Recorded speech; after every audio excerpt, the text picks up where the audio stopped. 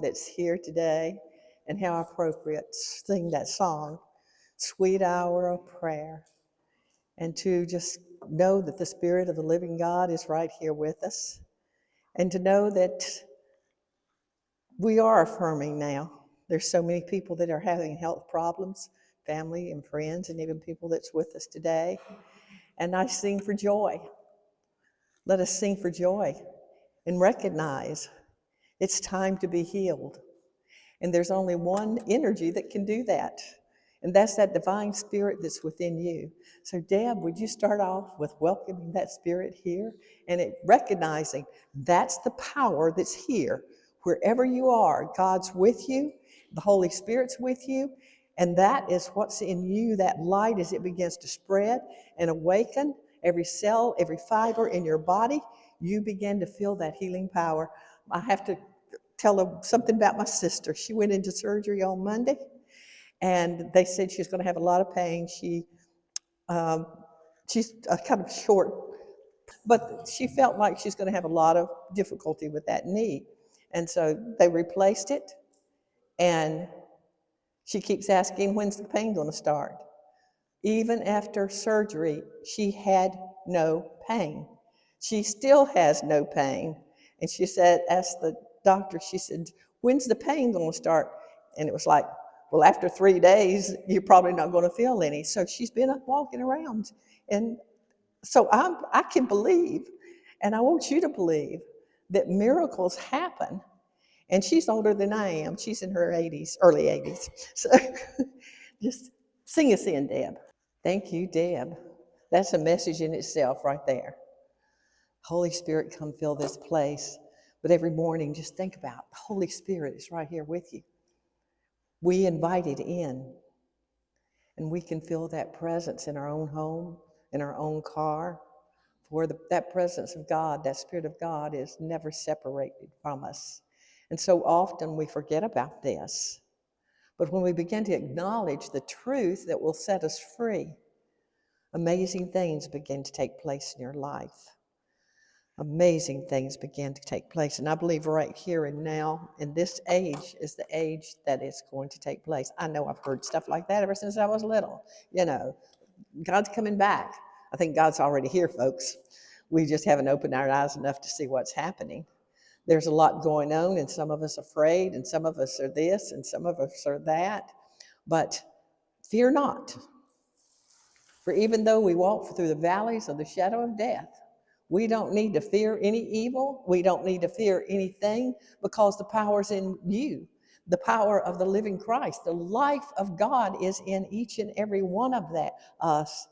And to just think how wonderful it is to get up in the morning and just take a deep breath, to be able to breathe.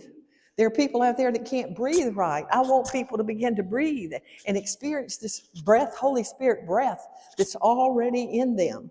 Last week we talked about that Spirit being with us and how powerful it is, because it's the very light and the very breath you breathe. Those things that are unseen are more valuable than the things that we see. We treasure all these things in the world, but it's not that which is in the world that we need to be treasuring, but treasuring that is within you, because in you is those secret treasures of God, those secret gifts that you've already been given. I know last week I found myself, slow down please, last week I found myself, the spirit that keeps going, last week I found myself talking about imagination.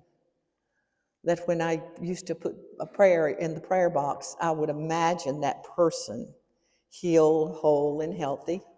Or I would imagine that person up dancing and singing. I would imagine for them what they were looking for.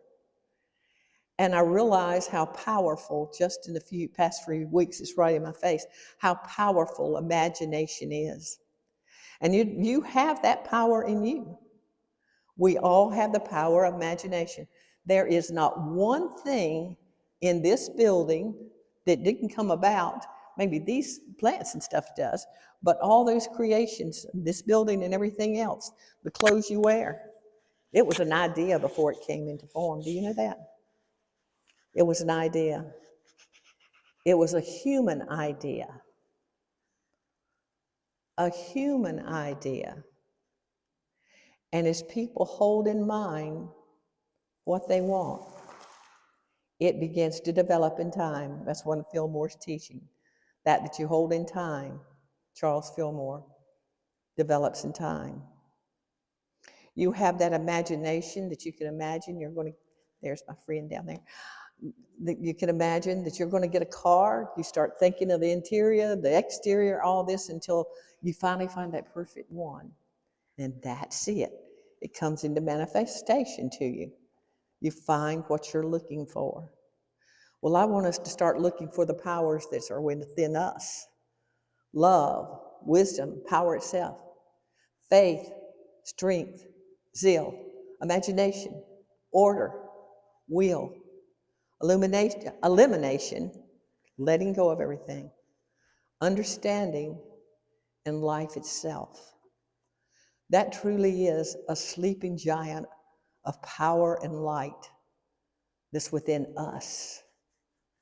And it's clothed in this house of flesh. But I believe the world is beginning to long for this, but they don't know what they're longing for. I'm hearing the song in my head, looking for love in all the wrong places, looking for love in too many spaces. But we look for the wrong love, the wrong things. It might be right for us at that time, but we're looking for this love that's already in us. Discover the power that's in you. And whatever it is, you work with that power, and that power begins to develop more and more in you. There's not a one of us here that doesn't have those 12 powers in us. It's there. That's a part of your spirit. And some of you are awakening too that you have a gift. Maybe it is that gift of imagination. It's a gift of strength to be able to overcome all things. Well, how are you overcoming all things? You're overcoming all things and hardships through the Christ. That energy, that light that's in you takes you through the valleys of darkness. And we go through those valleys of darkness. Why? To overcome the darkness in the world. Okay, just a minute. The darkness, I never thought of this before. Thank you. We're just talking about, when we're speaking, I just now got it. I know about vibrational frequencies, but that's all that's happening right now. We've got people that like to function off of real low vibrations, to take things in and then see how bad it is. Everything's so bad. Oh, my life is so bad. My house is falling. All this. We talk about all the bad stuff, all the bad stuff, all the bad stuff. When we're talking about all the bad stuff, guess what we're doing? We're pulling ourselves down in the muck of negative energy, or I won't say it's dark energy, but it's gray, it's depressing. It doesn't seem to have life in it. Do you know what I'm talking about? Have you ever walked through that place before?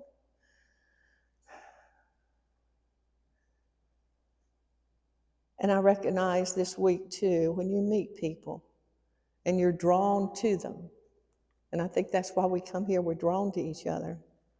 You know why?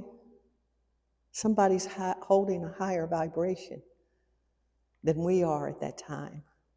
We can't wait to come into a group of people that you can feel love, that you can feel comfort, that you can feel oneness, that you can feel peace, that you can feel your wholeness, you can feel your joy.